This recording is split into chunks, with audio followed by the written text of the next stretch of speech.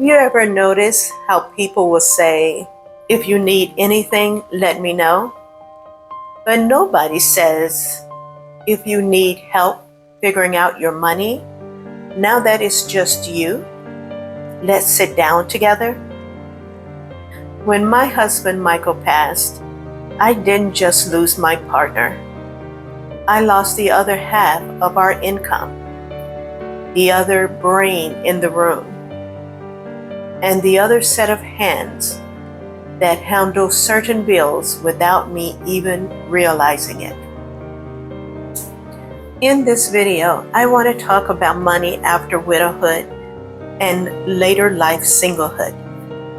Not from a textbook, but from the real place of being the woman who suddenly had to make every decision alone on one check. If you're a widow, a divorcee, or a woman who has always been single, and you're looking at your bank account thinking, it all falls on me now, this conversation is for you. Stay with me to the end, because I'm going to share the hidden money shocks that hit many widows and single women over 60. The 3 decisions that helped me go from barely surviving to actually living on my income. And the one question I now ask before I spend $1.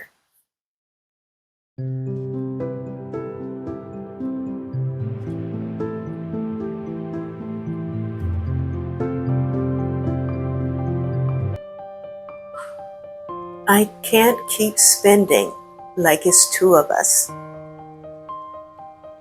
When you're grieving and trying to figure out new money on a new life, it's easy to feel ashamed.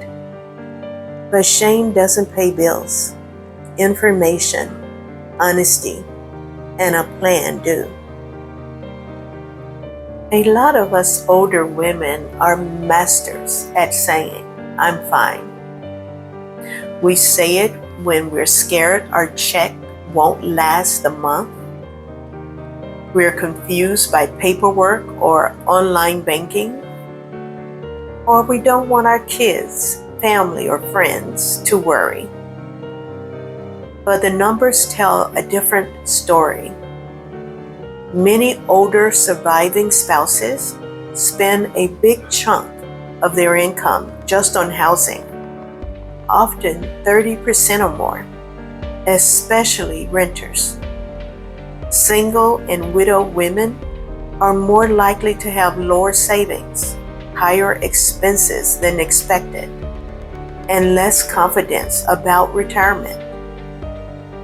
Women in general have dealt with lower lifetime earnings and longer life expectancies, which means we have to stretch less money over more years. So if you feel like you're always juggling rent or mortgage, health costs, helping family, and trying to have any quality of life, it's not just you. The whole system wasn't built with our reality in mind. And that was my turning point. I had to stop pretending I was okay and actually look at my numbers. Not to scare myself, but to respect myself. The first real step to living well on one check is simple, but it's not easy. You have to get naked with your numbers. Here's what I mean by that. Take a quiet afternoon and write down every source of income: Social Security, widow's benefits, pensions, side hustles, every fixed bill, rent, utilities, insurance, phone, internet, minimum debt payments, your real spending, groceries, eating out, subscriptions, travel, little Amazon treats. When researchers look at single and widow women, they see that many of us don't feel confident planning for retirement, and we often haven't done a detailed calculation of what we truly need. So this step is you becoming your own planner with a pen, paper, and honesty. Here's what it looked like for me. My income, my Social Security benefits check, my fixed bills. Well, here's what goes out no matter what. And my flexible spending. This is what I realized I was spending without thinking. When I did this, I realized I had 3 choices. Keep pretending, stay stressed, or cut everything fun and live like I'm being punished. Or redesign my life so my money and my values actually match. Guess which one I chose? I chose the third one. This is the part people don't tell you when they say, I'm sorry for your loss.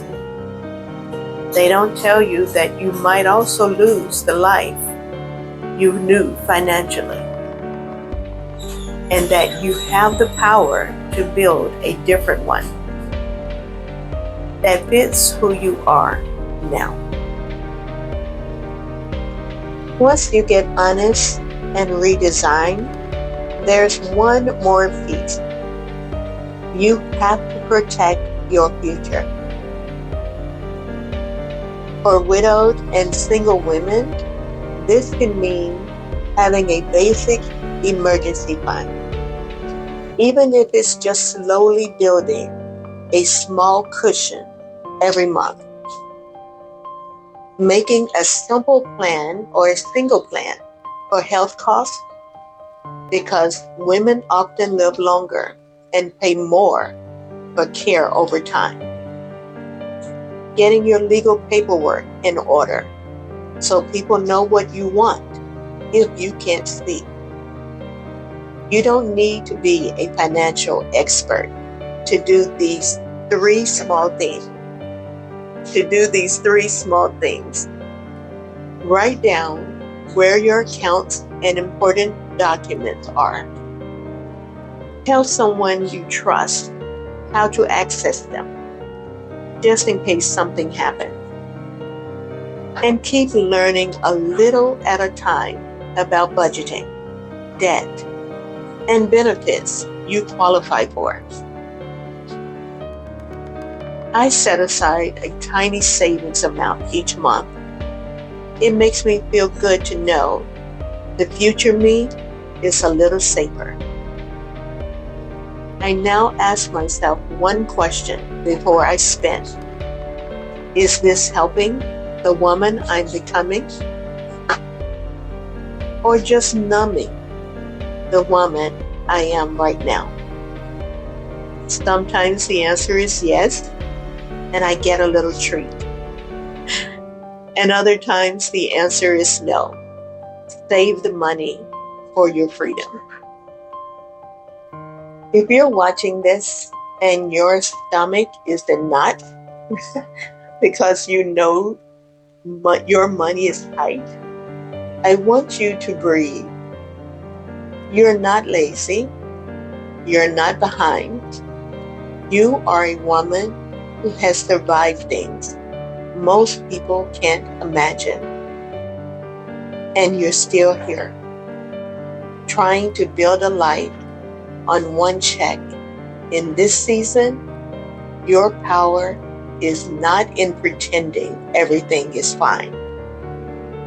Your power is in telling yourself the truth and then making small, courageous decisions that line up with the truth. In the comments, tell me, are you widowed divorced, or single by choice? And what's the one money worry that keeps you up at night? If this video spoke to you, share it with another woman who's trying to figure out money after loss or later in life.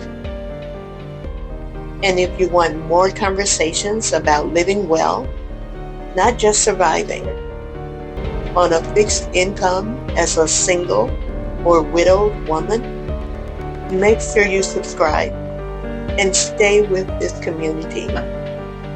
We're going to keep talking about money, but from a place of dignity, honesty, and hope. Because you deserve a life that feels like yours, even now.